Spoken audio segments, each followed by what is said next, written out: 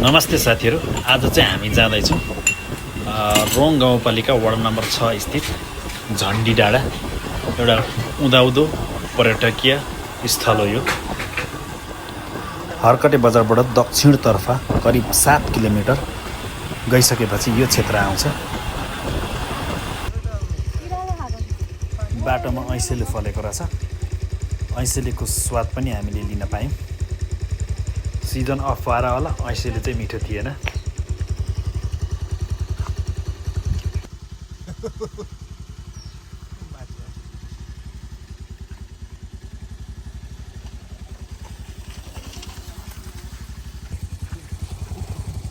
Miss, ऐँसेले चाहिँ खानुहोस्, सर्पले तपाईँले नखाओस् है। कहाँ म झोडीमा बस्दिनँ नि, डर लाग्छ।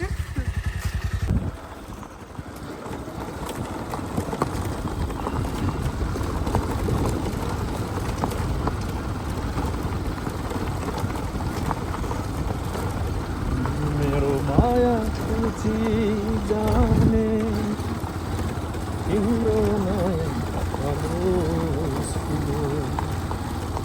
मेरो इच्छा मारी जाने तिम्रो इच्छा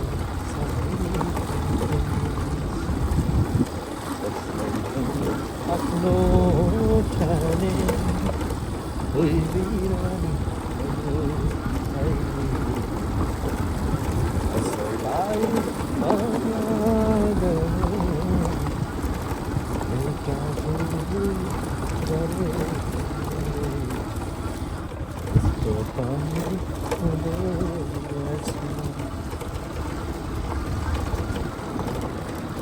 गुनगुनाउँदै बाटो काट्नुको मजा बेग्लै छ।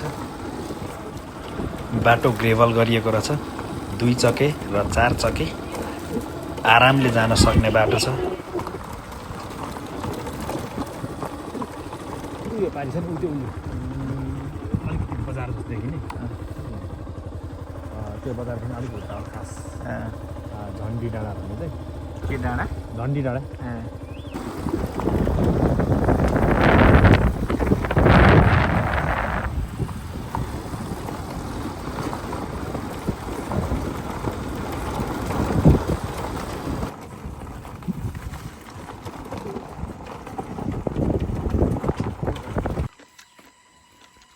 खाजाको रूपमा चाहिँ यति भए खाजा पुग्छ। गाउँमा हिँड्दाको फाइदा यही छ। खाजा जहाँ पनि भेटिहालिन्छ, सोध्नु पनि पर्दैन। इस्कुस चाहिँ खानु भएन।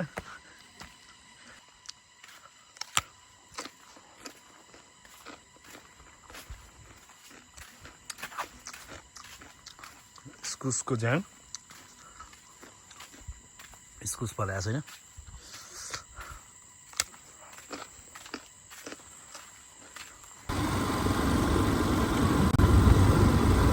यो डाँडा हो हामी जानु चाहिँ।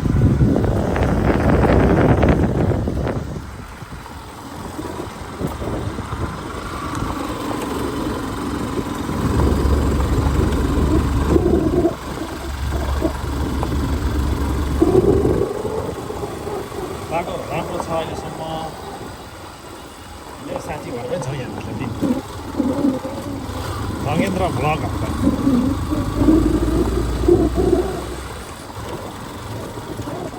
यो झन्डी डाँडा अगाडि देखिने यहाँबाट चाहिँ सूर्योदय राम्रो देखिन्छ। भारतीय बजारहरू पनि देखिन्छ। गाउँदै पर्यटकीय क्षेत्रको रूपमा यसलाई लिन सकिन्छ।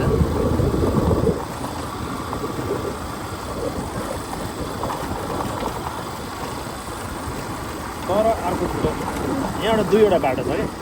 त्यताबाट जाने बाटो छ, यताबाट जाने बाटो छ। कुन चाहिँ जाने बाटो हो?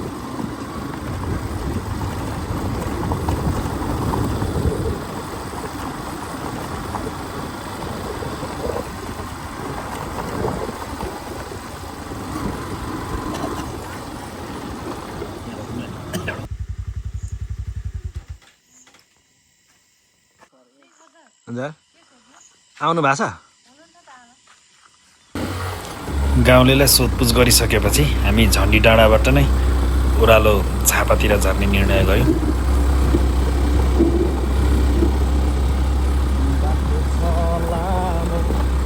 जिन्दगी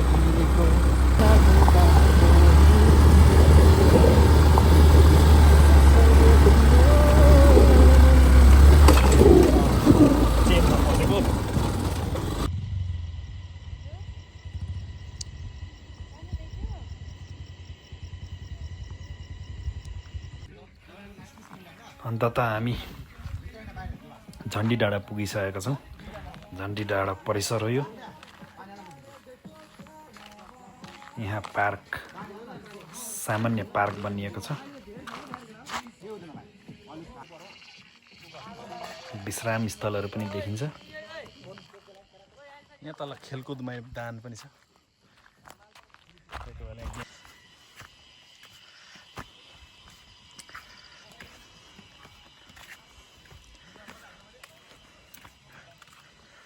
रोङ गाउँपालिका वडा नम्बर 4 कि 6 हो यो को झन्डी डाँडा पर्यटकीय स्थल। धजे भन्ने ठाउँ हर्कटेबाट मात्र 7-8 किलोमिटर भित्र नजिकै या झापाको सिमाना। निकै सुन्दर र उत्कृष्ट छ।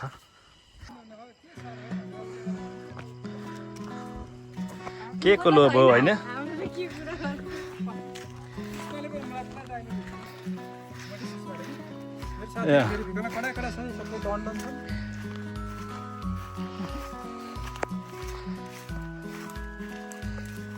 ला सबै हुस्सुले गर्दा केही पनि देखिएन नि आज, फगीले गर्दा। अमृतसर मात्र देखिएन आज फगीले गर्दा। यहाँनिर हाम्रो दुईजना महान व्यक्तित्वहरू। यस्तै छ अनि यस्तो के छ, जहिले यस्तो हुन्छ। नेपाली यस्तो मिठो देखिन्छ। यो चाहिँ केही समय अगाडि म यसै क्षेत्रमा आउँदाखेरि खिचिएको भिडियो। त्यतिखेर एकदमै मौसम खुलेको थियो। यहाँबाट यस्तो खुलेको मौसममा चाहिँ यसरी वारिपारि सबै क्षेत्रहरू देख्न सकिन्छ। झापाहरू, त्यस्तै गरी सिलगढी, बागडुग्राहरू देख्न सकिन्छ।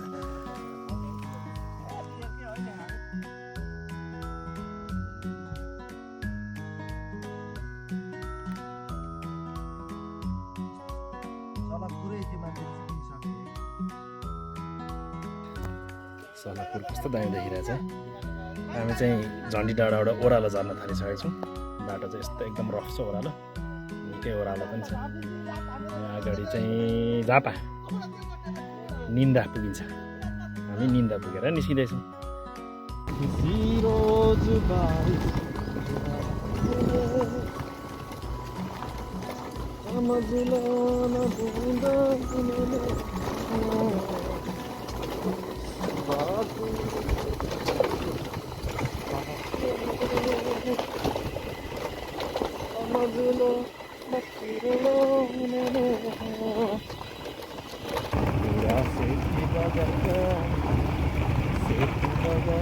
अप्ठ्यारो छ बाटो, एकदमै अप्ठ्यारो, ओह्रालो। त्यसैमाथि रोडा, ज्यानलाई दोहोरो शास्ति पर्छ। एकातिर रोडा बचाउनु पर्ने हुन्छ, अर्कोतिर बाइक, पछाडि मान्छे। ल यो बिचमा कहाँ खाल्डोमा बस्यो।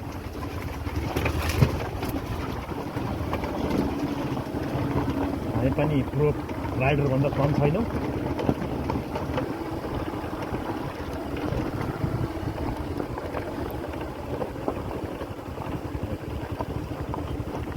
बहुतै गाह्रो खाना हुन्छ।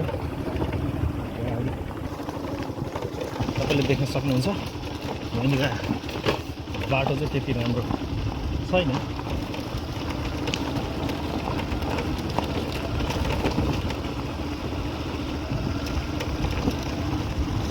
तर पनि 2 व्हिलरको लागि चाहिँ ठिकै छ। 4 व्हिलर आउन सक्ने ठाउँ छैन।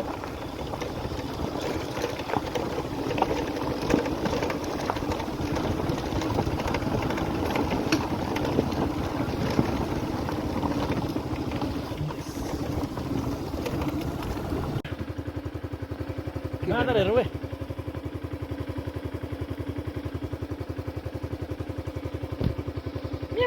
म्याउ अरे, म्याउ अरे। बाँदरले के भन्छ? बर्खाले गर्दा सब ढुङ्गाहरू भरेको छ। यहाँसम्म त नाला बनाएर रहेछ नि त। ए ल, बाटो एकदम निर्माण, तीव्र गतिमा निर्माण भइरहेको छ। आइपुग्नु आँटेछ है माथि।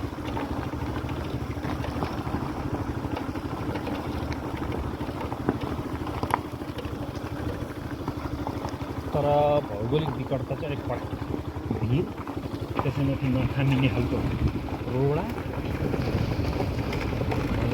साँझो रोड